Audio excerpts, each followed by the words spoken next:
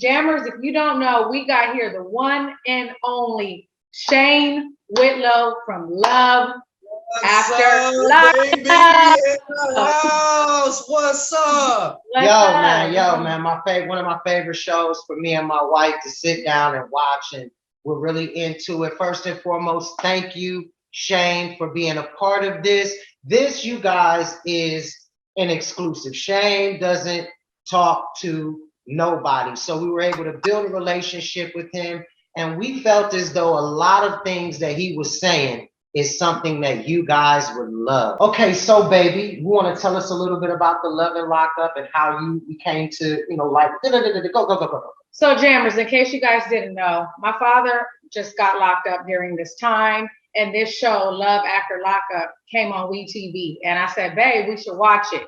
And as soon as we watched it, we just automatically said, Shane is one of our favorites, and we had to get him on the Jam TV show because he has so much to tell, so much going on, and we're so happy to have him here. So here is Shane. Here is Shane, and I'm gonna just be honest with you. When I first seen it, I was like, he a good dude. Yes. That's the first thing that I said. I said, you know what? He a good dude. It's an honor to come on y'all's podcast. And man, it makes me really excited that y'all are fans of the show. And honestly, I'm fans of y'all as well. And, it's been a tough couple of seasons. But, hey, I came out the other side stronger than ever. And I'm looking forward to doing another season of Life After Lockup. And man, let me tell you, it's going to be a real treat. It's going to be a real treat. Okay, but, there's more to you than meets the eye, Shane. And we really, really want you to give the Jammers a brief synopsis of who you are, where you're from, some of your life story, and what led you to getting yourself in trouble and getting locked up. And of course, we got to get the redemption and how good you're doing now. But could you give us a brief synopsis of who you are, where you're from, et cetera, et cetera? Yes, of course. Well, I was born in Florida, My mother and father weren't exactly very good people. My daddy, he was a gangbanger and a bad situation. So basically what you're saying is you grew up in Florida, you went through some stuff in your childhood, of course, and people can read between those lines. Growing up, it's the same old cliche story. Growing up, daddy was a gangbanger. He used to beat my mom a lot. Long story short, my mom and dad broke it off. My mom was from Virginia and my dad was from Florida. So when my mom broke it off with my dad, she decided to come back to Virginia. My dad ended up going to prison. And so my mom came back to Virginia. Her heart was broke real bad. It was a very toxic relationship. So what had happened was my mom, she got on drugs real bad, was a real bad alcoholic. So she wasn't a good mom. And so she gave me to her mom, which is my grandma, and she was taking care of me. And I got to the age of 2 years old. My dad got out of prison. He went to prison for beating my mom or whatever. He was a gang member, not a good guy. He got out of prison and ended up getting killed. So, long story short, as I got older, I was passed around a lot as a kid, So my grandma couldn't take care of me. And she gave me to my mom's best friend, which her name was Michelle. And she raised me up, as her son. And she passed away of cancer when I was 8 years old. Sad to say. She was really the only mom figure I had in my life that actually really cared about me. And she died when I was 8.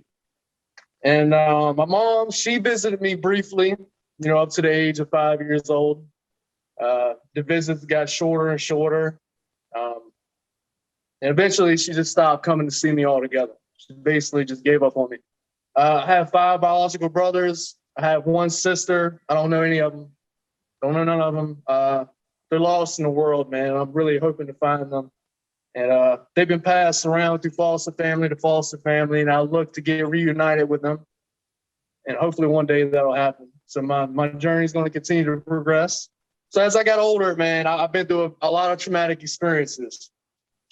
And it led up to the point to where, man, I was basically, nobody gave a fuck about me. You know, I was on my own. I dealt with a lot of trauma. You know, I cry. People telling me, what are you crying for? You know, wipe that ugly look off your face. Ugh, man, that's ugly. Why are you crying for, man? And I get punched in the fucking face, or I get beat, or I get my head slammed into the wall. Literally. Dealt with a lot of trauma. So as I got older, I got to the age where I was 15, 16 years old. And I was like, you know what? It's time to start fighting back. I'm a man now.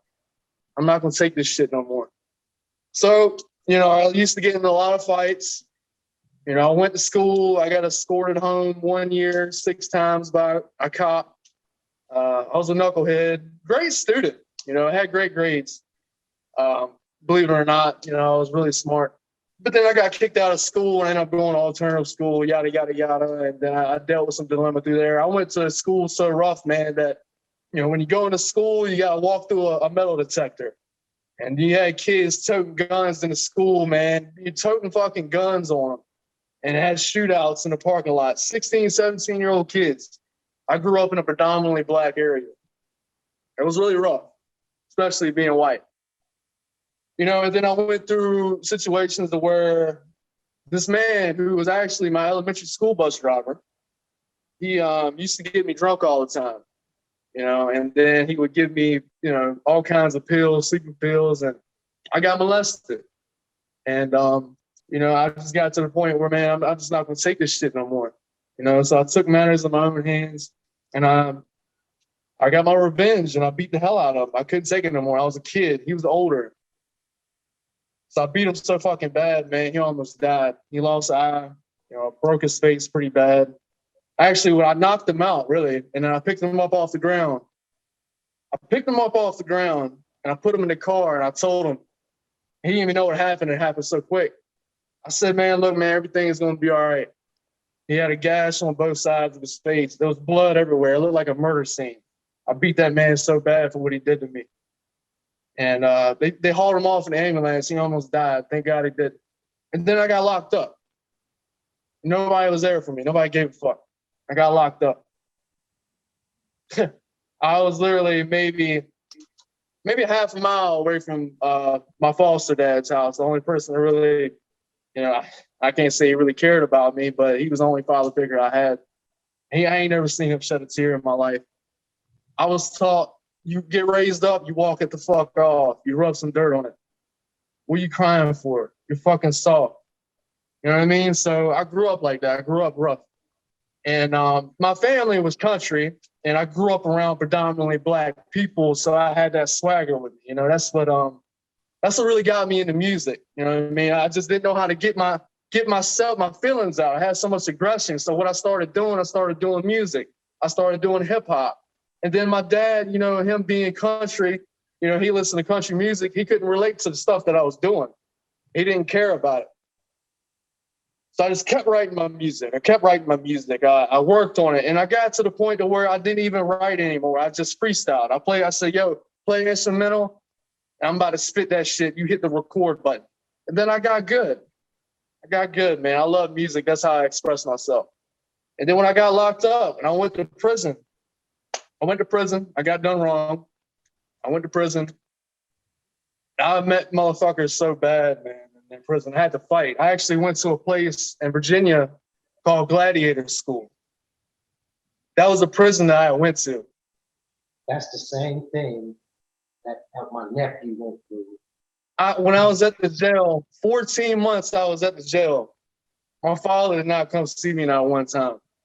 I used to go out there on the yard and play basketball at the jail. And I'd see him drive by, going to work while I'm out there in the cage playing basketball. You know, it lit a lot of fire inside me. And I'm in that jail cell, man. And it was so inhumane that it literally reached the temperature of 130 degrees inside that cell. I used to do 2,000 to 5,000 push-ups every other day in my fucking boxers. And I didn't know I was facing 20 to life. I thought my life was over with. I had to sit in there for a year. Ain't no motherfucker there for me. Ain't nobody there for me. Why are you crying now? That's what I got told. You cry, you get punched in the fucking face. You can't show no weakness. So I dealt with that. And I didn't know what was going to happen. So I pled guilty, man. I did it, obviously. So they gave me, I was facing 20 and under. I got 15 years. They suspended 11, had to pull 4 years, and now I have 11 years over my head. So I went through prison. I went through jail. I went to prison. When I went to prison, that's where shit got real. When I went to prison.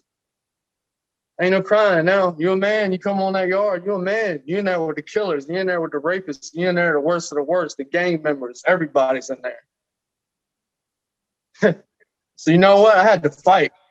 I had to push weights. I had to lift weights. I had to get big. I had to get big for size to defend myself against these motherfuckers. All the gangs try to recruit me, man. But you know what? You know what? I told them no.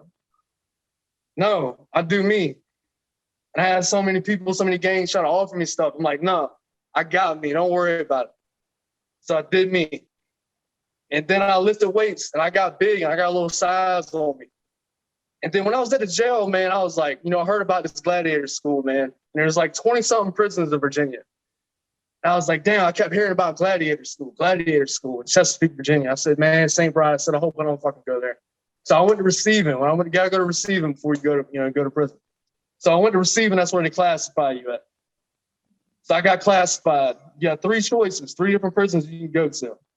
And guess where the fuck they sent me at? They sent me to gladiator school, the worst prison to go to as a young man. It's like 90% gang members in there.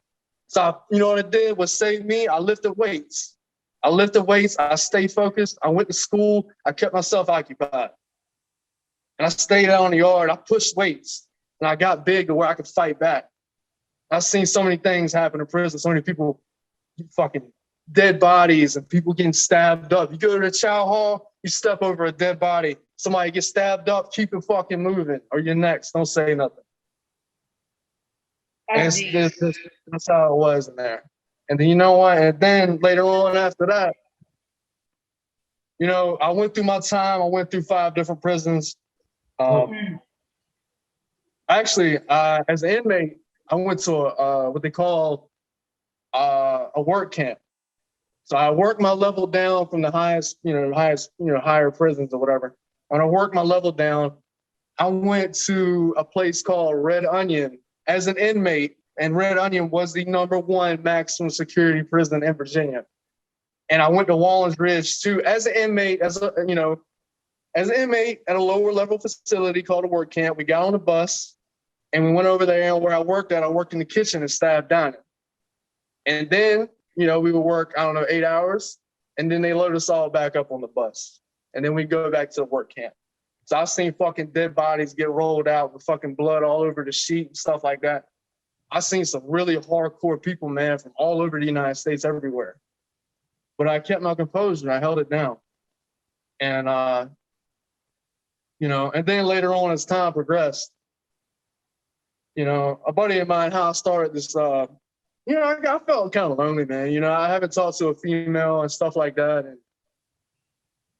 And my buddy was like, hey, man, why don't you start up this website called Meet an Inmate? And I was like, nah, man, I don't need to do that. I stick to me. I do me. He's like, go ahead, try it.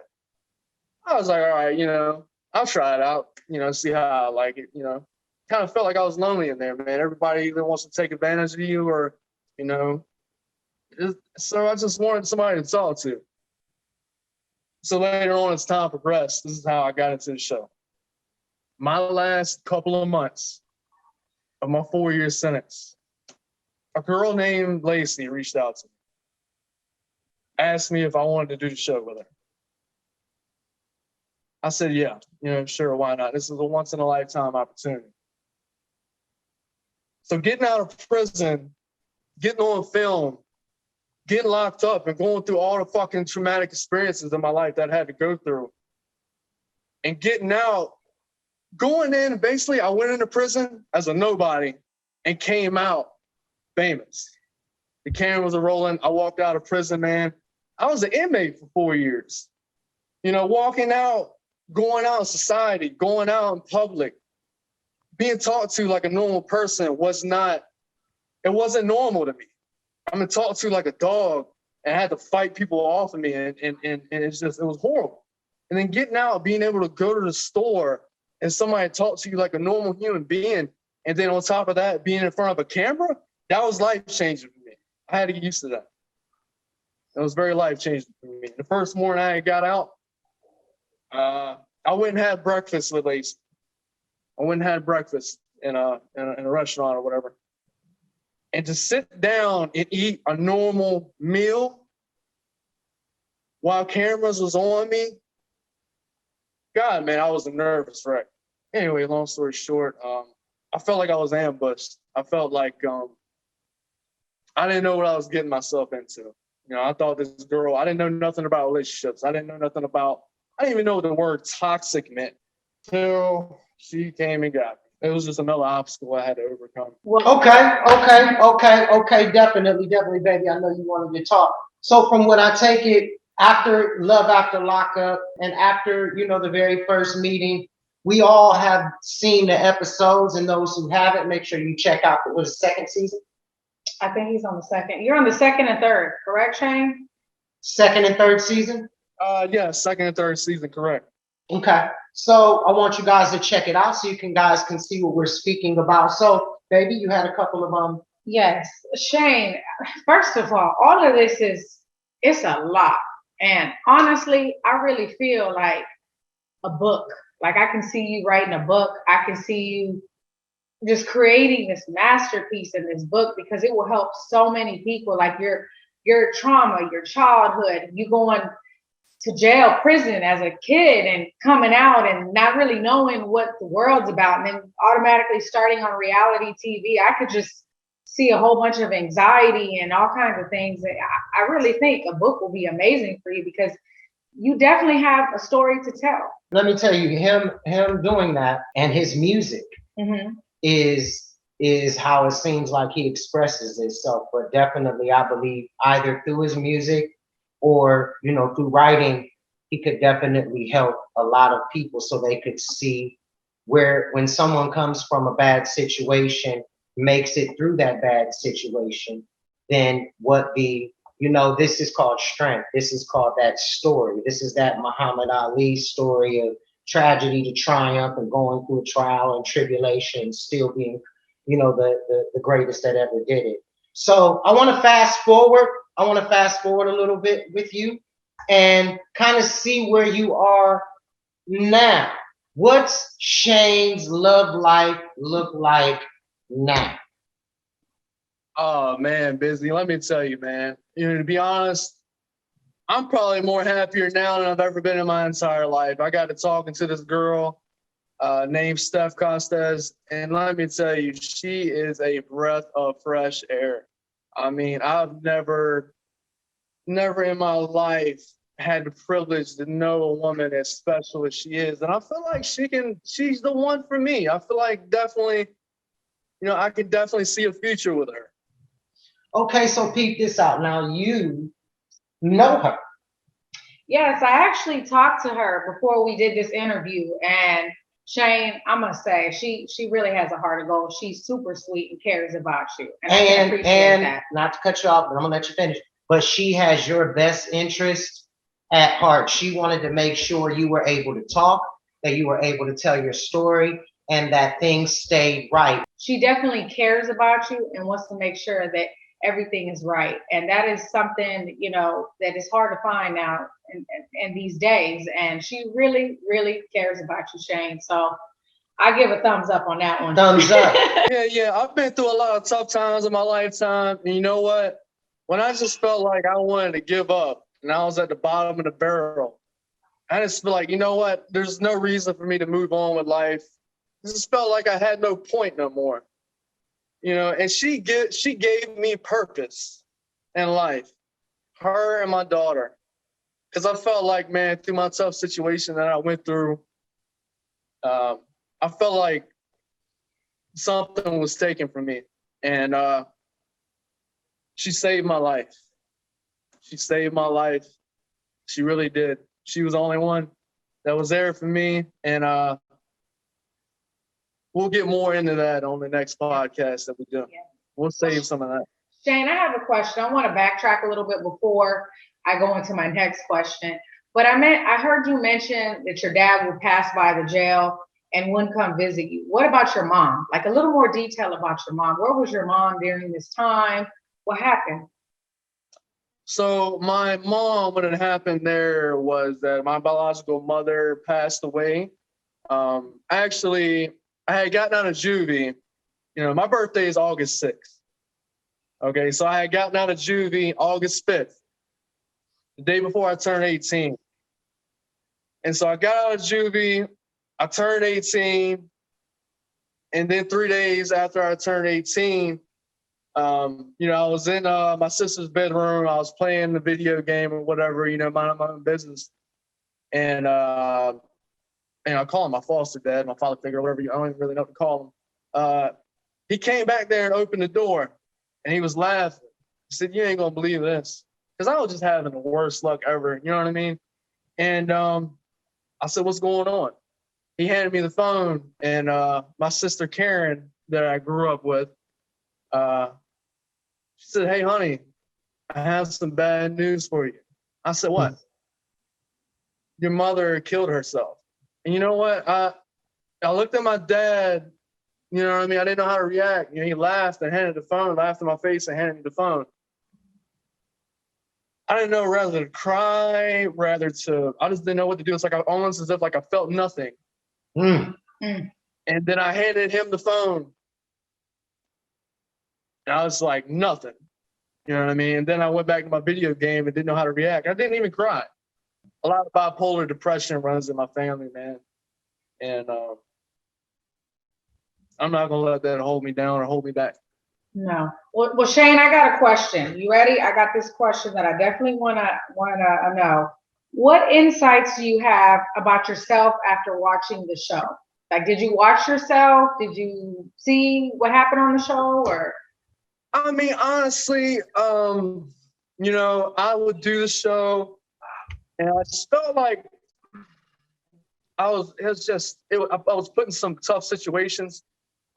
And honestly, I don't really watch the show. You know, I really don't, because it's a little hard to watch. And I would get all these message requests on Instagram, and I would check them out.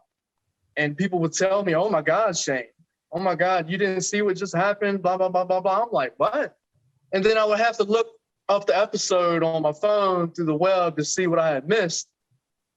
And I witnessed my wife cheating on me behind my back. There was stuff that was going on that was being filmed that I had no idea about. And when I had to watch these things, she would lie to me and tell me, you know, I was forced to do it, basically. Or, you know, she's a very conniving, pathological, compulsive liar. And man, I just cried, man. You know, I was upset, but I'm not going to get too much into that. But yeah, the main thing is I didn't really watch the show a whole lot, man. But you know, I have my reasons. So Shane, are you saying? I want to. Okay. All right, go ahead.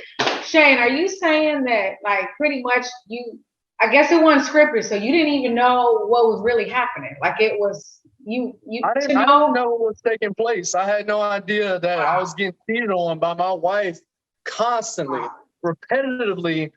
I was getting cheated on by my wife. Wow. Behind my back. And I loved my wife. I was there for her. I broke my back for her. She wasn't the person for me. It just wasn't meant to be. We didn't work out. Me and my wife at the time, it wasn't meant to be. So throughout my time of filming the show and witnessing everything that I had to witness that was going on behind my back with my wife at the time, I had to take 2 fucking lie detector tests to prove to her that I never cheated on her. And I fucking passed both of them. And she fucking convinced me to push me into stuff, into situations, to do OnlyFans and do all these things to make money. That wasn't me.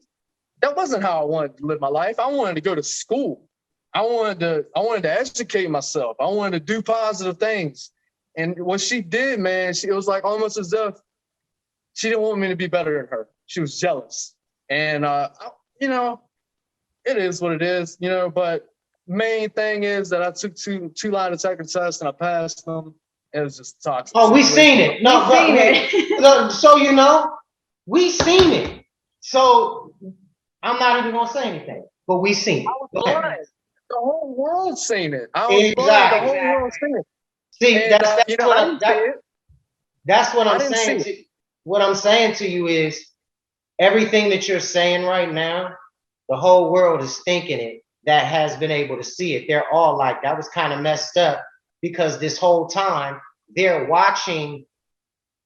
I'm not going to go any further. We understand. Trust that. Go ahead, baby. Yes, we I totally was, all right, understand. yeah. Trust. We get it. Okay, so the next question, what has been your biggest obstacles and how do you overcome them? My biggest obstacles and how I overcome them, man. You know what? I love it when my back's up against the wall. Because there's no other way to operate but moving forward. So I operate very good under pressure because I wouldn't have it any other way. I've been through a lot in my lifetime, and I feel like enough is enough. And I don't care what other people think about me anymore, man, because I do me and I know who I am. And that's a grown ass man, and I know what I want out of life. That's good, Shane. You got to shake them haters and them trolls off. Now, do you still, because I'm heavy, well, not heavy, but I like to work out, man. I like to get up, do my cardio, pump a little bit of iron and things of that nature. And I found, me personally, this is about you, but I found out that like a lot of my stress is conquered and defeated by working out. Do you use that at all as a vice? Oh, yes, sir. Yes, sir. Yes, sir, man. I'll tell you what, one of the things that have helped me throughout my lifetime is the gym. The gym has always been there for me. It's always welcomed me. The gym has never told me no. So, you know, throughout my time of incarceration and throughout my time that I've been released, the gym has always welcomed me, man. That's really one of my main passions is the gym. And so what I would do to relieve my stress or relieve my anger or whatever I felt like I was going through, I would go to the gym and I would lift weights and I would feel much better. I would walk out with my head held high and I feel like I accomplished something. Definitely, I really felt like I felt like I accomplished something by going there and doing something positive for myself. Same here, man. I was so messed up when this pandemic thing happened and then they shut the gyms down. And then it was just like, man, I don't know how sanitary it's going to be in there. So I started getting my own gym equipment just so I could keep up, because ain't no telling if they're gonna shut it back down. And anyone that goes to the gym, you guys, y'all know, if they shut the gym down for 2 months and you've been in there, it's like the end of the world. It's like the end of the world because you can't get back in. And I got a great doubt, man. No Oh, doubt, my man. When God. they started closing the gyms down and the coronavirus thing was going on, you know, you had people going in the gym and, you know, you get your workout on and they're breathing heavily. And you don't know if they've been exposed to the coronavirus or whatever. You know, it's airborne. So, you know, at the time, man, it was rough on me as well, Bisney. It was rough on me. But I tell you what, I did the same thing. I went and got me some gym equipment and I put it in my garage. And I tell you what, man, I really focused on myself. And I tell you what, I actually got more results in my garage at home than I did going to the gym, man, because I just stayed so focused, man. I kept my eyes on the prize and I stayed focused. You eat real good as well. What's your diet like? What is your diet? Typically what I do, man, I stick to a very high protein diet, high carb, you know, whatever works for me, you know. So what worked for me and what my goal was, I wanted to gain size. So what I did was I ate breakfast. I would eat breakfast, and every 2 or 3 hours I would regulate. I would eat breakfast. I would do a protein shake. I would eat lunch, do a protein shake. Then I would eat dinner, and then right before I went to bed, I would eat a protein bar. And I was on creatine at the time. So what I did was I doubled my water intake. So when I doubled my water intake, I drank anywhere from 128 ounces of water to 150 ounces of water a day daily. And my ex would get jealous. My ex would get very jealous. You know, the longest I ever stayed in the gym consecutively, you know, doing my supplements, my creatine and eating properly and having the proper nutrition. You know, after 4 months, I would gain results and she would get jealous. And that's just another dilemma I went through. And then she would, you know, why are you at the gym so long? Or why are you doing this? Or why are you doing that? And I was like, I'm at the gym trying to better myself and work on my body for you, thinking you would appreciate it, and trying to become a better person. Anyway, so all of this was happening while the camera was rolling, or when? it was it just, man, like I can never go in the gym and be consecutive.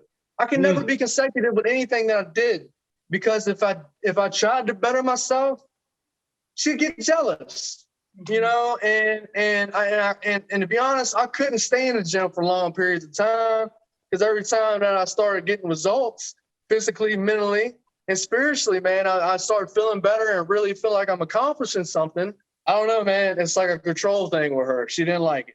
Well, let me tell you something. And just to give you a brief synopsis, I know exactly what kind of a relationship that you're talking about. I've been in a few relationships that consisted of that, and it's never healthy on either part. And I do understand that it's not normal per se, but it does happen. And I'm glad I was able to bounce back. I'm glad to see that you're able to bounce back from that. But it's good to know that, man, because the people that watch, they're like, the workout routine of Busy, and I love speaking with people about what works for them. Because when I seen you the third season, I was like, holy shit, Shane done got to the gym on these motherfuckers. I said, Shane, look at Shane, baby. Shane, big in the motherfucker. So, you already know. Oh no, for sure, man. It was exciting, and we felt like we knew you before we even had the opportunity to know you. So, but you got some more stuff, baby. Yes. I got a couple more questions, Shane. What is a misconception of you that you think people have after watching the show that you want them to know that is wrong or not true? Is there anything that the show may have shown that you're saying, not me? That you think? Yes, that I know. I feel like the show has tried to portray me to be a worthless father, and trying to have me look a certain way that I didn't. And it really hurt my feelings. It did. Because one thing about it, I always promised myself, one thing I will never fail at is being a good father. Right. I will never fail on being a good father, and I will always be there for my daughter. You know what? I know what it feels like to not have a father, to not have a mother. My daughter would never feel that way. I will never walk out on my daughter. I don't give a damn who says what. And you know what? I would get into heated arguments with the show and with the producers and stuff like that. I just felt like, I hate to talk about it, but anyway. I just felt like I was portrayed as something I wasn't, and it offended me. Well, let me tell you, just from what we've seen, besides what was being said about you, all of your actions showed good father, good man. Because what we've seen, and I'm not going to get too deep into it, we've seen Shane being the father to about 5 to 7 children. Right. It wasn't just your child. We watched you be a good father, a good man, and a good husband when you were already brought into a situation where you were already a daddy before you had an opportunity. And that takes courage, and it takes heart, and it takes a lot of patience, because I have been in those situations before to where I was by myself taking care of 5 children just by myself. And I know how difficult that it is to adjust to that. So just know the perception that we received, and we're pretty smart people, is no, that's a good man right there. That's a good father. And he's a good father, not just to his, but he's a good father to all of them. So just know that's what we've seen. I know you got another one, right? Yes, no, definitely. I definitely do have another question, but I want to go to what my husband just said. Very true. Like I saw this, I even told my husband, I was like, this young guy, like your age, you were like what, 20, 23 at the time? I was 21 when I got out of 21, prison. right. Okay, even younger. And I'm like, 21, you 21. were, the kids loved you, they love you, they hugged you, and you were doing all these responsibilities, yard work, taking care of things in the house, doing different things. And I'm just like, this guy's very, very, very mature for 21 years old, especially coming after jail. And I mean, to me, the show portrayed you as a hard-working man and a hard-working father. That's what made us love you. It's like it was like you could see it. I would have multiple jobs, man, where I had to bust my ass.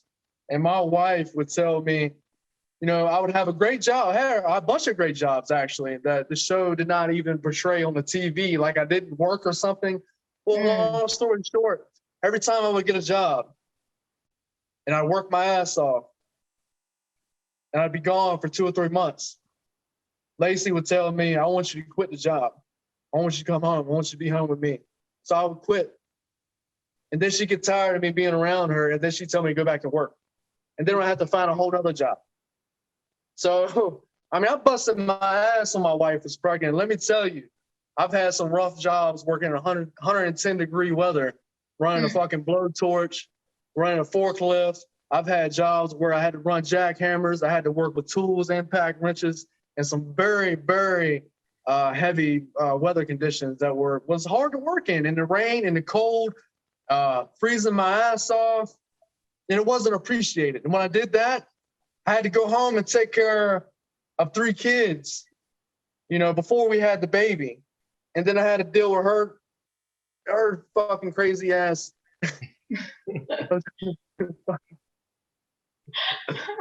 For lack of a better word. God, I laugh at it now, but yeah, man, it's just, she didn't realize, man, she was educating me the whole entire time. And so I worked all these jobs. I had to drive box trucks, ran forklifts, all worked with tools and very messed up weather conditions. And I learned how to do all these different things. And then during the pandemic with the coronavirus pandemic, when my producers and everybody, the camera people and all of them, the film crew, they couldn't travel. So I learned how to film. I learned how to work sound equipment. I learned how to cross shoot. I learned how to basically, man, like I got educated pretty well because I had to do everything for everybody else. I had to be a good father. I had to be, a good husband. I had to be I had to show some really strong work ethics. And I did. And I give up. And a good reality star as well. It sounds like that you had a lot of different jobs and a lot of different hats. Baby, go ahead. So Shane, what are your future plans? What are my future plans? Well, to be honest, I would like to get into music. I'm very passionate about the music I write. And, I'm very passionate about my weightlifting, about the gym, about fitness. So I'm very passionate about my music, and I'm very passionate about fitness. And those are my 2 main goals in life that I would really love to accomplish and really follow my dreams and follow my journey. And where are you currently residing at? Are you still in Florida? What state you living in? Currently right now I'm in Virginia. Back home. Back home. That's a beautiful. I grew up in Virginia, very, very peaceful area. So I grew up in the country, actually. I guess you can call it the country ghetto. That's what I mean? So I grew up in a county called Sussex, right outside of Petersburg, Virginia. Yeah. And so I experienced the sides of both worlds. I experienced the side of growing up rough and growing up humble as a country boy. Nice. Wow. And a rocker as well. So I'm a rocker, a country boy, and hip hop. So I like the 3 main musics I like is rock, country, and hip hop. But I tell you what, hip hop's my number 1, man. Hey, look, I love hip hop, man. I'm really good at it. I've been doing it ever since I was a teenager, and I love it. Let me tell you, my wife is the same. So I go into her father's house, right? And I walk in and there is an entire room dedicated to rock albums, Elvis. It's the biggest record collection I have ever seen before. So this young lady grew up. They still go to rock concerts, and R&B is her thing, and hip hop is my thing, and we both mesh within that. So you are talking to people of your own kind when you're saying that, and all of the people that are watching this now, all that they love as well, rock, rap, all of that. So that's really, really good. I And feel Shane- truly blessed, man. I really do. I And feel really Shane, blessed. you know what I see? I could see, I don't know if you checked this out before, but now they got these country rappers where it's like the voice, they sing it in a country tone, but it's like a hip hop sound. I could see you doing that. That's Oh, like really? She always trying to be, no, but yeah, that definitely. Hey. No, honestly, that's really a good idea. I've never actually thought about that, because I am pretty country. I have a strong accent, and country hip hop. It's a new thing country right hip hop, and I love hip hop. now. I'm gonna send you some stuff. That was a good one, baby. That was good one. That was good one. And now y'all speaking my language. I'm Yes, doing yes, some definitely. OGs right here. So look, we have had such a great time with you. We do not want to keep you any longer. We definitely need to know your social media handles so people can get in contact with you. Before we do that, let me pay a couple of bills. Okay, Jammers, if you like this episode, please make sure you press the thumbs up, like boom. And if you haven't subscribed already, make sure that you subscribe to our channel, because we will have things like this and more videos and great things coming up soon. Okay, Shane, Mr. Whitlow, we need your Instagram handle. Because Instagram, I think, is how he moves. Yeah. So could you give us your handle? Absolutely. If everybody's interested in watching my journey unfold on Life After Lockup, check out my Instagram page at Shane_Love After Lockup, and stay tuned in. Yes, and Jammers, I'm gonna put his Instagram in the description below, so you'll be able to click on it, add him as a friend. He's amazing. We love him, and I know y'all are gonna love him too. Definitely, I'm really happy with this, and on behalf of now, Shane and I, we've done some talking beforehand, and just to get to know each other, and I plan on continuing that relationship with Shane. So a big shout out to Bone Thugs and Harmony, because Shane wanted me to tell the rest of my fellas that he loves what we've done in the music industry. So I want to send a big shout out to Lazy, to Crazy, to Wish, to Flesh, to Easy. Without him, we couldn't be here. And on behalf of Jam TV, I think it's a wrap. Yes, thank you, Shane. Thank you, Shane. We love you. Take care. All righty. Bye-bye.